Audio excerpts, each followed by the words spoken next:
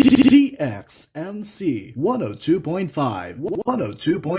Radyo Carmelo, ang radyo nga masaligan. Ito ang Hataw Balita Express. Hataw Balita Express. Narito na ang mga humahataw na balita sa oras na ito. Jurisdiksyon ng ICC sa bansa muling iginiit ng ilang mambabatas. Palarong Pambansa 2026 gaganapin sa Agusan del Sur. Mga paghahanda, puspusan na. At Linda Walker na binabanggit ng marami, ating kilalanin. Balitang makatotohanan, boses ng lipunan, humahataw sa aksyon. Hatid ang mga bagong balita. Ito ang Hataw Balita Express. Hataw Balita Express. Magandang araw Luzon, Visayas at Mindanao, maayong adlaw San Francisco. Ngayon ay araw ng Martes, ika-4 ng Marso, taong kasalukuyan. Ako ang inyong kasama sa mga balitang humahataw, Noel Cabrera. Para sa balitang nasyonal, jurisdiksyon ng ICC sa bansa patuloy na iginigiit ng ilang mambabatas. At para sa mga detalye, naghain ng iba't ibang resolusyon ang mga mambabatas sa House of Representatives na naglalayong ibalik ang bansa sa jurisdiksyon ng International Criminal Court. Kabilang sa mga naghain ng mga resolusyon ay sina ACT Teachers Party List Representative Antonio Tino, Kabataan Party List Representative Rene Co, at Gabriela Party List Representative Sara Elago. Kanila, ang pagbabalik sa ICC ay isang hakbang upang muling patibayin ang pagkakaisa, humanidad at batas ng bansa. Samantala, sa isang press briefing, iginiit ni Palace Press Officer Claire Castro na hindi pa binigyang prioridad ang mga usaping pagbabalik ng Pilipinas sa ICC. Ang huli namin na pag-usapan dyan, siguro mga months ago, hindi pa po napag-uusapan, hindi pa po nabibigyan ng prioridad ang nasabing usapin kung babalik sa ICC ang ating bansa. Para sa balitang lokal, Lara Badjola, ihataw mo! Kaliwat kanan ang pagkahanda ng lalawigan ng Agusan del Sur para sa gaganaping Palarong Pambansa 2026. Sinabi noong Biyernes, Pebrero 20 ni Governor Santiago Canay Jr. na ang infrastructure development ay nasa mahigit 80% na ang natatapos at tinatayang matutulugan ito sa katapusan ng Marso. Dagdag pa niya, aktibong nakikipag-ugnayan ng lokal na gobyerno ng lalawigan sa Department of Education o DepEd sa infrastructure requirements.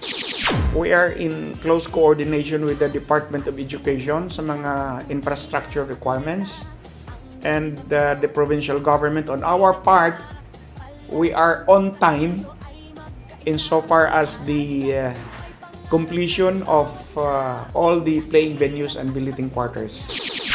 You know, this the construction of government sports complex, actually ang original nito was the former congressman, former Governor Democrito Plaza. It was his dream na makapag-host ang Agusan del Sur ng isang malaking sporting event like the Palarong Pambansa.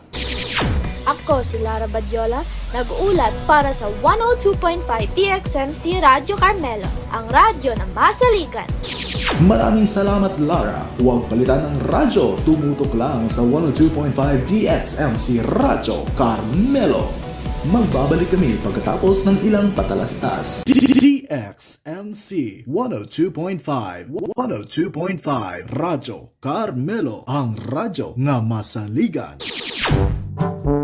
Uy, may bago ka bang nabasang shocking news sa social media? Teka muna, huwag agad maniwala. Isip-isipin mong mabuti bago mo i-share. Suriing mabuti ang source. Kung galing saan-saan at masyadong OA ang headline, malamang fake news yan. Kung maaari, ay maghanap din ng ebidensya. Minsan, ine-extrahan lang yan at nagiging peke. Ang responsableng mamamayan ay isang mapanuring mambabasa. Putulin natin ang pagkalat ng kasinungalingan. Isang paalala mula sa 102.5 DXMC. DXMC 102.5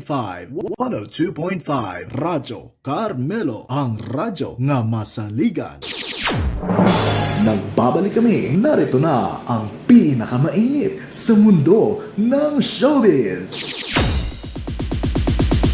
Mga kapatid, madalas niyo bang naririnig ang binabanggit na pangalang Linda Walker?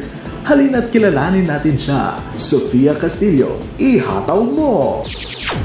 Usap-usapan ngayon sa social media si Linda Walker. Bagaman marami ang nagkakakita sa kanyang mga clips, marami pa rin ang hindi lubos na nakakaunawa sa tunay ng konteksto sa likod ng karakter na ito. Si Linda Walker ang pangunahing tauhan na gumaganap sa Chinese drama The Heiress Who Won with Brains. Umiikot ang istorya sa isang top student mula sa isang probinsya na kinalaunan ay kinalala ng isang marangyang pamilya. Nang sinubukan umano ni Linda na magkipagsundo sa nasabing pamilya, napagtanto din niya na tila pinalitan na siya ni Nancy na sinasabing kinakasama na mag-asawa sa loob ng 18 taon. Dahil dyan, nagpasya si Linda na patunayan ang kanyang halaga sa pamamagitan ng kanyang talino sa isinagawang mock test sa universidad ng kanyang tinutuluyan. Nakakuha siya ng score ng 790 na puntos. Dito umusbog sa social media ang kinigigilawang punto ng kanyang kwento. Mapapanood ang buong pelikula na The Heiress Who Won with Brains sa YouTube. Kalakip ang ilang cutscenes sa TikTok at Dailymotion. Ako si Sofia Castillo, nag-uulat para sa DXMC 102.5 Radyo Carmelo, ang radyo nga masaligan.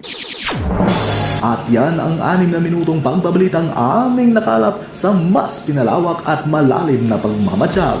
Muli, ako po si Noel Cabrera. Maraming salamat sa pagkikinig, kapatid. Huwag kalimutang i-follow kami sa aming mga official social media accounts at DXMC1025 on all platforms. Maraming salamat at mabuhay ka, Pilipinas!